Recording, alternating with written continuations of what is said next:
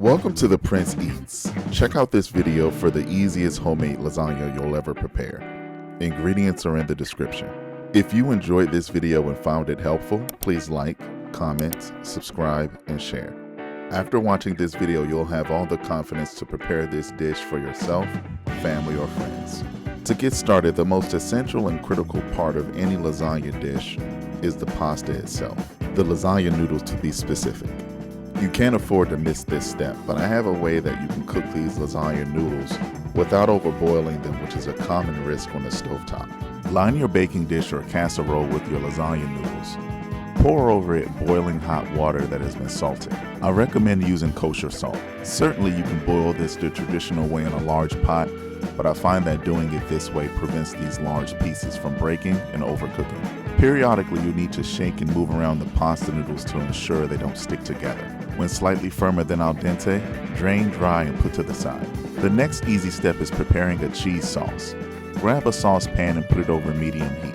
Pour in heavy cream and bring it to a slight simmer. This should take anywhere from 30 seconds to 1 minute. Lightly season with a few pinches of salt. You don't want to go too heavy because after all, once it gets too salty, you can't take the salt out. The thickening agent or binder that we'll use for this cheese sauce is all-purpose flour. Certainly you can use an egg, but I find that the all-purpose flour works wonders. Start with a tablespoon or two and whisk until evenly incorporated. This might take a minute or two, but continue to whisk until you no longer see clumps. At this time, we're going to begin to layer this cheese sauce, so reduce the heat to low and add your Parmesan cheese. If you're using a harder or shredded Parmesan cheese, this process is going to help to break it down and turn it into a creamy, smooth texture. Your sauce should begin to thicken similar to this. If it runs from the pan like this, you know it's thick enough. Dump in your mozzarella cheese. I recommend using bagged mozzarella cheese for the cheese sauce. Stir for approximately 1 minute or so until you see the mozzarella cheese begin to melt. As a reminder, the appropriate heat setting for this step is low heat. The residual heat from having it on medium will assist in melting the cheese. Turn the heat off and add the tub of ricotta cheese.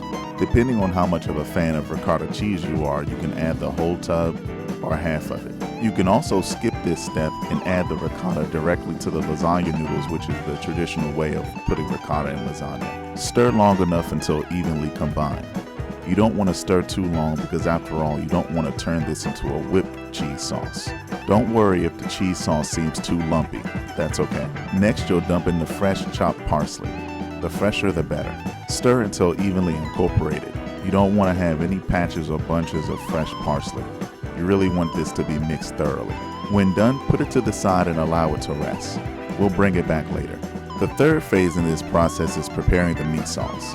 Grab a skillet and put it over medium-high heat. Add some olive oil, just enough to cook your onions. Dump in your diced onions. As much as possible, you want your pieces to be uniform. Sprinkle a few pinches of kosher salt. But again, not too much because there'll be more opportunities later in this phase to add more seasoning to this dish. Allow the onions to become slightly tender and add some pepper. Approximately a quarter teaspoon of pepper will suffice. Next, you'll need to add the ground beef to the pan. Take this time to break down and break up the ground beef with your spatula. Do so until the greater mass is broken down into smaller pieces.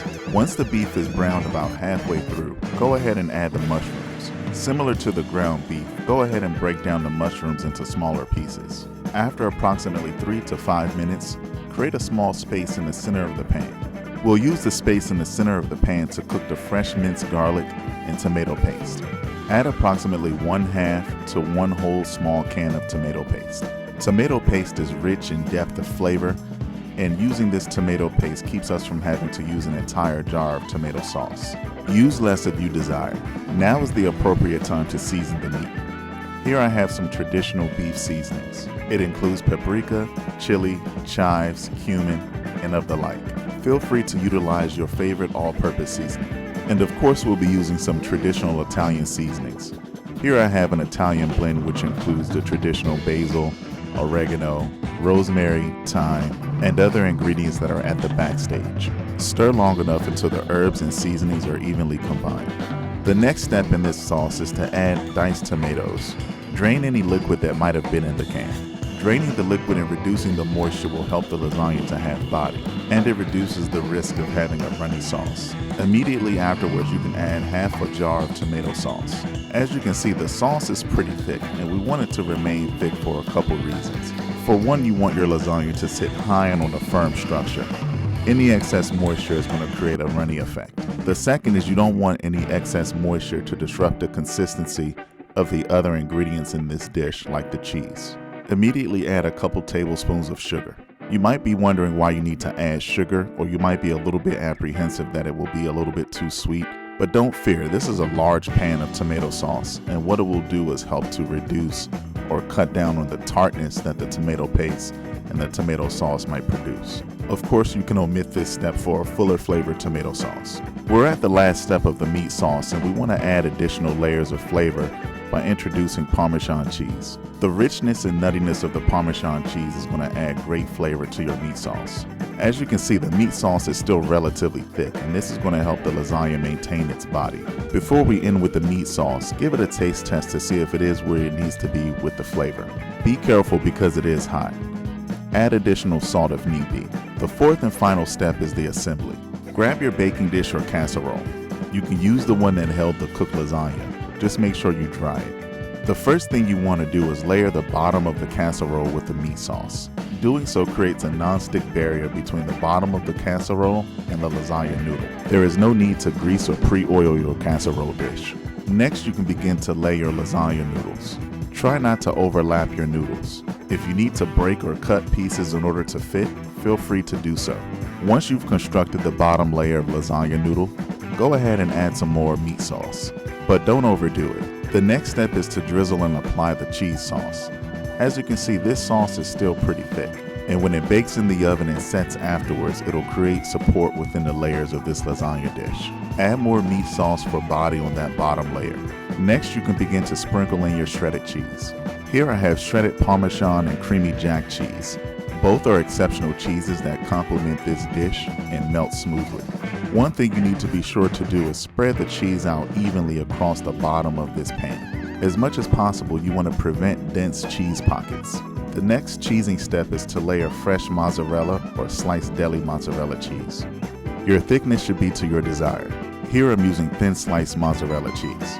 Now that the first layer is done, repeat those steps until you run out of ingredients or you get to the top of your casserole dish.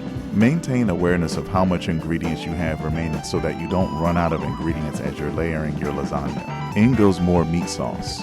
In my experience, the meat sauce is one of the first ingredients to run out, so just make sure that you're keeping an eye on how much you have left as you layer your dish. Spoon in more cheese sauce and sprinkle shredded cheese. Apply one more layer of noodles. And as you assemble the layers, pat down on the noodles.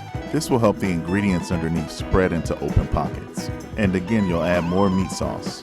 You'll know the meat sauce is thick enough when you can see the contents of the meat sauce. Spoon in more cheese sauce and add more shredded cheese. As you can see, this process is very simple, and quite honestly, it should feel intuitive. Assembling lasagna should feel about as natural as it can get. At this point, you should almost be, if not at the top of the casserole dish. Be sure to press down on that top layer of lasagna noodles. We want to fill in any gaps on the layers beneath. You know you're pressing hard enough when you see the cheese oozing on the side, as you see here. Spoon in and spread the final layer of meat sauce. And finally, you can sprinkle the top layer with any remaining cheese that you have. Be sure that you're evenly coating the entire top of the lasagna. Try not to leave any pockets or gaps. For presentation purposes, I do like to top the lasagna with a color contrast. Normally that would include a cheddar cheese blend of some kind. If you take this step, be sure to choose a cheese blend that melts well. Bake in the oven at 375 degrees until cheese is melted and golden brown, or approximately 30 to 35 minutes. A good indicator that the lasagna is ready is when you see the cheese bubbling around the sides. Allow the lasagna to rest for a minimum of 20 minutes. For presentation purposes, let it cool completely and serve at a later time. And after a few easy steps, what you'll have is cheesy goodness in the form of a lasagna, one that has great body and sits tall. Dinner is served. For more easy meal ideas, subscribe to my YouTube channel and visit theprinceeats.com for more simple and easy meal ideas.